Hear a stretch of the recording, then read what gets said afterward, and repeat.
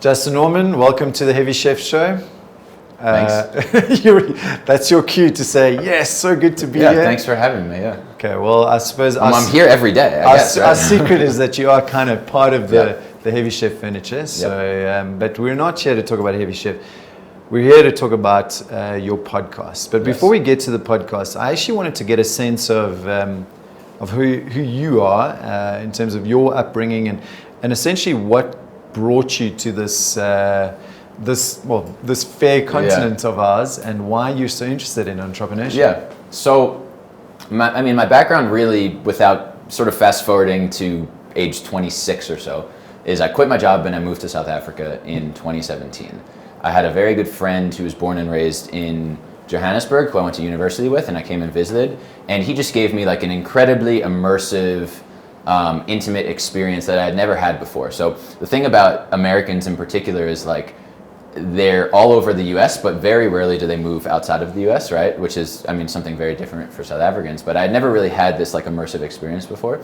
And when I came to visit, I found myself wondering what life would be like in South Africa. Sure. Obviously very different than what life is like in the US, right? So fast forward a year later, I was interested in pursuing entrepreneurship. I've had an overabundance of ideas, but had struggled at a certain point in my life in actually figuring out how to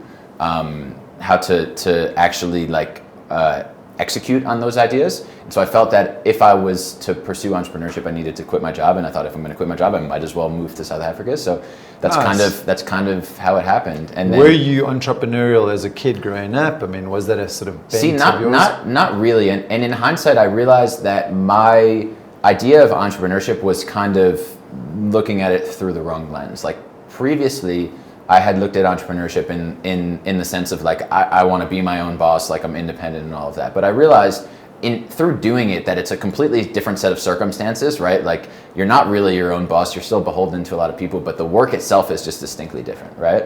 But I had wanted to build things, and I just I didn't know how to do that, I guess, right? Sure. So I put myself on a journey then to figure out how to do it along the way. Sure. And I suppose then, you're head of special projects at Heavy Chef, which exposes you to all these amazing people from Heavy Chef. But at the same time, I guess, very naturally started talking to a whole bunch of different people and casting the net out a lot wider. Yeah. So my role at Heavy Chef and the podcast is very intertwined, right? Sure. So I was pursuing these, I would call myself sort of like an in-house entrepreneur, right? Like we're doing a lot of things that are not related to Heavy Chef's main business. In residence. Yes, that's a good, I would take that title. We're doing a lot of things that are not related to the core business, right? And so it's just a matter of figuring out how to make it work and how to commercialize it and what partners we can tap into. Gotcha. And that's been sort of a trial by fire for me. But the thing that I learned very quickly was that one, I don't really know how to be an entrepreneur, and two,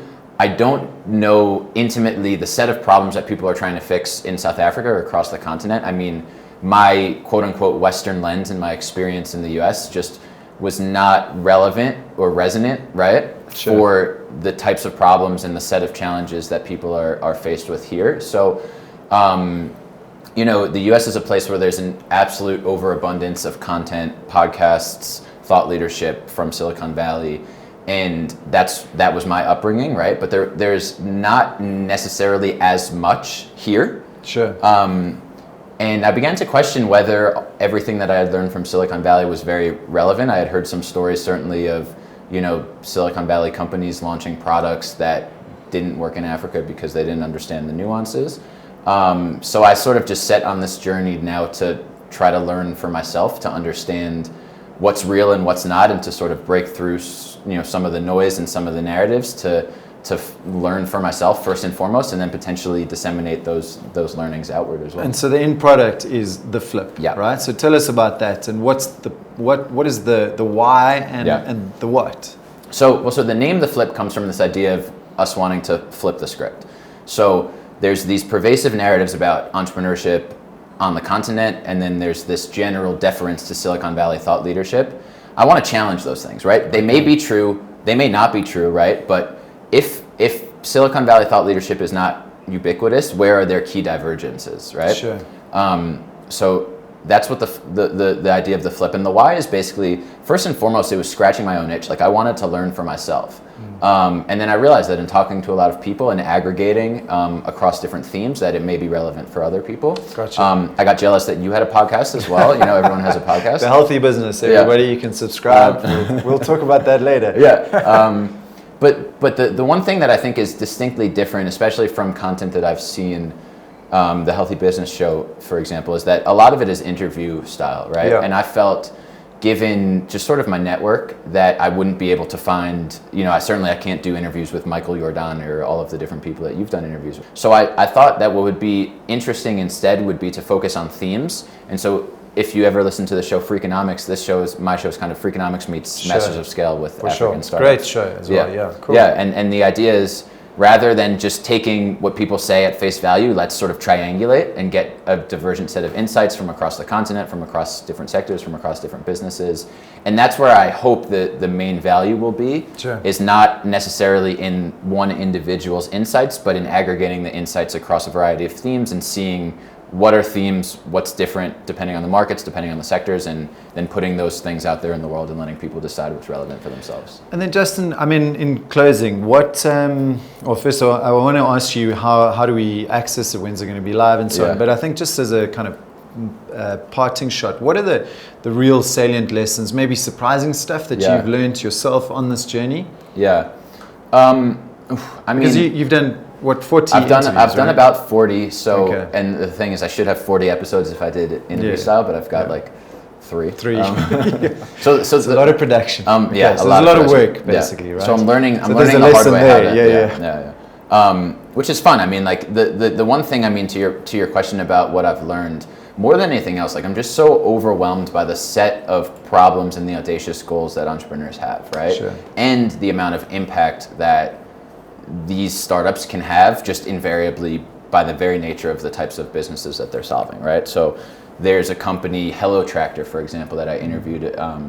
They are a sort of a marketplace like Uber for tractors. So they can connect suppliers or manufacturers with the rural farmers who can't buy a tractor but want to use one, obviously. So amazing. Prior to using a tractor, they would be bent over with a hoe for 30 days preparing the land. It takes 30 days to prepare a hectare by hand. Sorry, where is this? Nigeria. Well, Nigeria, they have in Zambia and Kenya as well now. Okay. So it would take them 30 days to prepare the land manually. With a tractor, it takes an hour and is cheaper, right? So just by leveraging technology and figuring out how to scale that business model in a way that connects supply and demand can change the life of this farmer in terms of yield, in terms of the amount of manual labor that they have to do, in terms of output. So these stories, I mean... So I guess technology is an accelerator, right? Yeah. Rather than a sort of a hindrance or but it's important. It's not attained. Yeah, it's not technology for technology's sake, right? But in many ways, it's... I mean, the general theme that I've learned is from an infrastructure and distribution perspective, that's the biggest challenge on the continent, right? We sit here in South Africa and in Sandton. I mean, you and I are very easily reachable and predictable, and people can sell and market to us, and they know our behaviors. But mobile money and infrastructure and last mile delivery, like those are the challenges that people are trying to overcome, right? So figuring out how to meet customers where they're at and leverage technology to be able to transact with and work with those customers. I mean, that's really the problems that a lot of these companies are solving.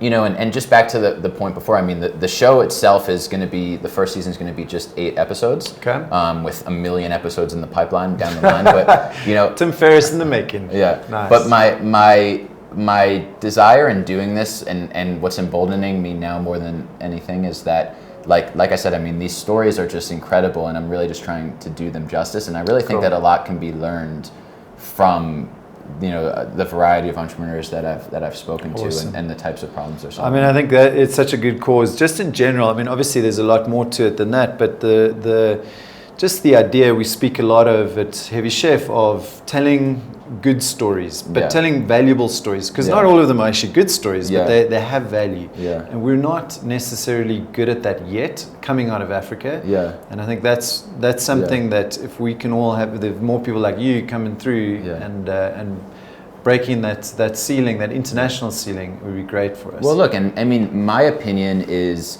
I'm from New York, and my dad reads the New York Times, and every time there's an article about South Africa in the New York Times, it's of one of two topics. It's political corruption or violence, right? That's it. And there was a viral thing that happened a few months ago where the New York Times was looking for a bureau chief in Nairobi, and in the job description was like, you can tell stories of, like the terrorist-infested seas in Somalia, and stories of like unheralded, like unsuspecting, like triumph, and like all like that's right. As somebody thinking that's what Africa is, let's just right? set this up. Let's set up the whole continent for failure. Yeah, and that's frustrating to me living here. I can't even imagine what that would be like for somebody who's from here. Well, right? I think what you're doing as well is throwing a gauntlet down, not only to the outside world, but to us as well, to really kind of reframe our own perspective of ourselves. There's a lot of great stories to tell. I really wholeheartedly believe that. Good. Well, I look forward to the first episode, which is coming out in... Do I say this on camera now? So, what date? What sort of date range are we looking at? The week of November 11th, I would like to release it. Okay. So I'll release the trailer and then one episode a week for 8 weeks. Gotcha. But I've been posting a lot of bite-sized insights on social media at The Flip Africa. Cool. And then you can sign up for the newsletter on theflip.africa, and more information will be forthcoming once I get this thing out. Well, we'll also push it via the Heavy Chef Network. Please. And so on, and we look forward to the success of this show. Knock on wood, right? Nice one. Thank Take you. care.